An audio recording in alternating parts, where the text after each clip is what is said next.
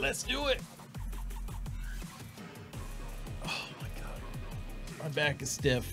I think we're gonna do gym tomorrow, not today. Because I am sore as crap still.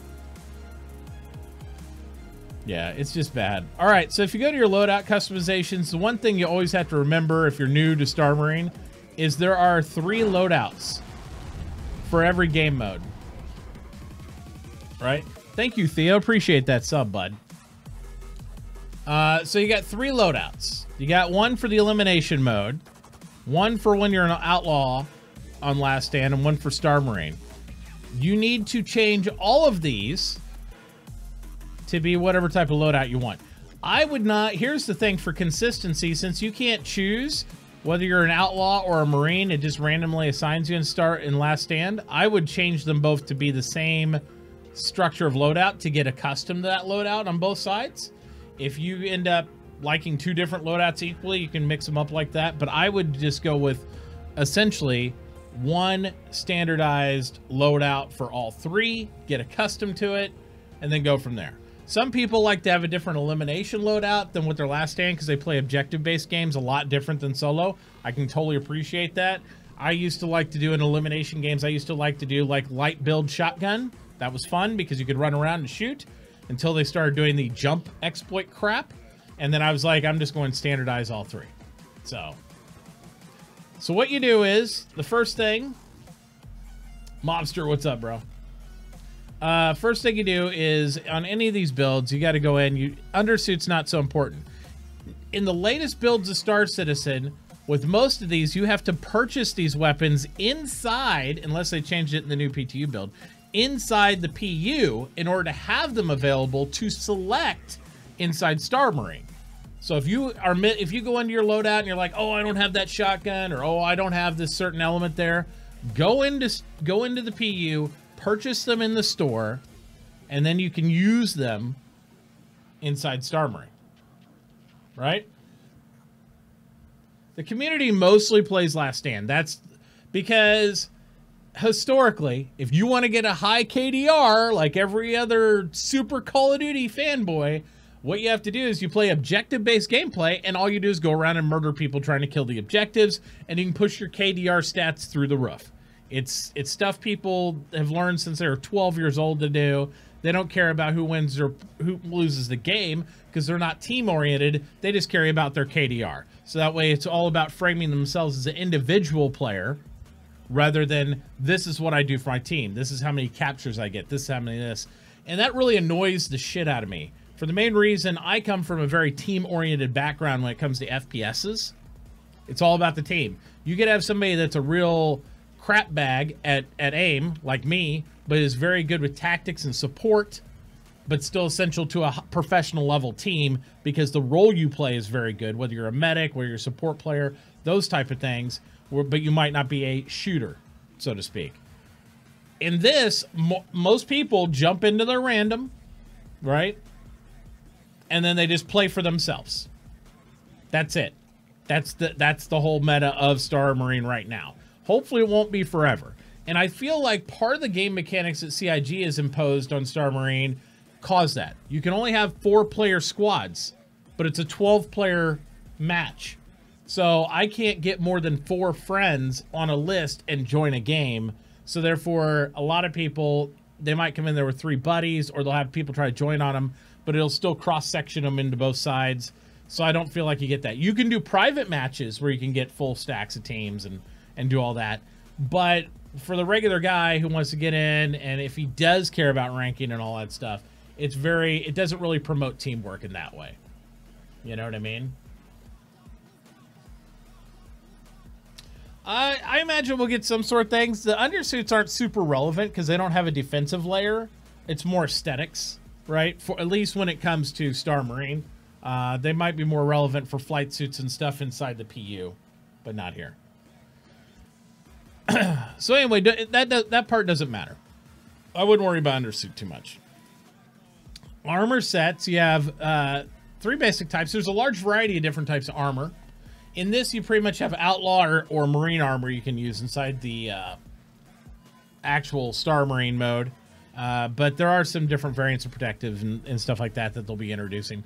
So the main thing to make sure you've purchased in there is you want to have from my personal opinion, you want to have an Outlaw light, medium, and heavy set of every component, because every piece of this is all modular. So you can wear a light or heavy helmet, a medium, light, or heavy chest, same thing with arm and legs, your choice. Generally, the meta right now is to go up and set a 60%, and you can see the damage reduction right over here. On this side, you'll see that the stats that you care about, the story's great, but the stats you care about are right here, right? So when you go from different types of sets, the 20% reduction is the light, 40% is the medium, 60% is always the heavy. I always use a heavy helmet. I know, and everybody's like, well, it kills your view. Dude, if that 1 inch of view is going to make you a better player, then you're dreaming. You're fine. You're going to, if you can murder people with a full peripheral, you can murder people with like 1 little inch of peripheral. This is nothing. If you played Call of Duty or any of the other, you know the heavy gear in that makes it like a tube. They're very generous with the amount of peripheral vision they give on the heavy suits inside Star Citizen. I know Chris wanted to make them even more restrictive, but the community cried so hard they widened it out. That's just the reality of what they did.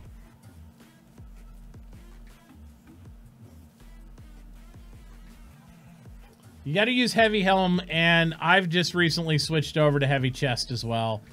Major Surge encouraged me to, because I do medium, and with the damage of the F-55 and some of the other weapons, if you don't run a heavy chest, there's too many decent shooters out there, and there's too much of the exploits and stuff going on. If you don't run a heavy chest, you're pretty much ruining your chances at this point.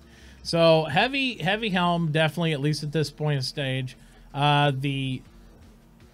And I usually run the medium, like I said. We're going to switch it up. We're going to go heavy. One of the things about your different chest pieces you choose, we already talked about how the helmets restrict what you can see, but the chest allows you to carry, if you run a light chest, you can only run 1 primary weapon and then your backup pistol, and that's it. If you run a medium chest, you can run 2 primary weapons, meaning like 2 rifles. You can run a sniper, shotgun, however you feel comfortable. Generally speaking, I right now like the F-55 and I like the P4, because with bullet desync and everything else, I like to spray and pray a little bit with the F-55. And if you get good at it, it has a metric to where the way that gun currently, and they will probably change it, bounces is in a V. What it does with the F-55, when it deviates, you'll watch it, it'll go like this and kind of just randomize back and forth like a hop. The bullets still have a different spread to them. ADS, as I've shown, is not very effective at most ranges. Sometimes I can get it to cluster okay at like a medium range, and it's okay. But once you get that pattern down, you can actually control that hop quite a bit, even on a hip fire. And it's very effective at close range. It's actually, I would argue, more effective than the shotgun at close ranges in a lot of instances, unless they're doing the bunny hop bullshit. If they're doing the bunny hop bullshit, you're just screwed. So if you see a guy hopping around with a shotgun inside Star Marine, keep distance as far as you can. Get your P4AR or your sniper rifle out. Take him out that way. Remember, most of your shots will not count unless his feet are on the ground. Once he's in the air doing that bunny hop, and you'll see these guys because they don't just jump like the 1 foot standard. They'll jump 10 to 12 feet in the air, like 3 sizes of a regular human being, and you can't hurt them. You can get them an EVA, you just can't get them on the hop. So you just got to time it right, and then you can ruin their little piss party Playboy stuff that they're trying to do. Again, arms and legs, we run lights because the more things you have on, the slower you move. If you're first time in Star Marine, guys, make sure that you scroll your mouse wheel all the way up, because you will go through the walking phase. Because unfortunately, the beautiful aspect of Star Citizen that's great for the PU sucks for this game. The PU, you can control your basic movement speed, so that way, like in other MMOs, you see guys in WoW and everything always running around. You can walk. and your mouse wheel allows the speed of that walk. You want your walk speed in Star Marine to be at its quickest pace, so that way when you choose to sprint, you can. There is stamina mechanics, but the stamina mechanics don't impact jumping for some reason, because like I can run 20 feet before I'm winded, but God forbid I can't jump 12 feet in a row repeatedly and, you know, get winded at all. So make sure you do that stuff. So even if you don't like the heavy armor, if you want to go back to medium chest like I did, you can try it. You better be a badass, because the bullet soak on it is probably, well, they say 20%, but it feels like less than half of what a heavy armor is.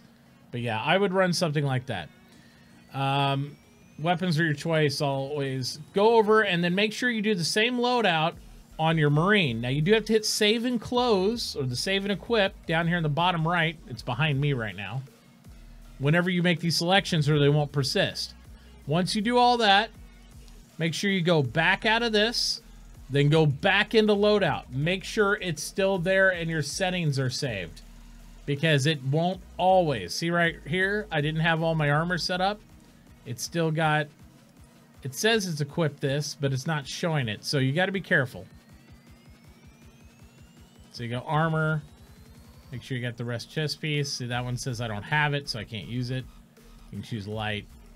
You want the heavy, you want to save it, you want to get out of it again, and then make sure you come back in, make sure it's there, or you won't have it when you come back.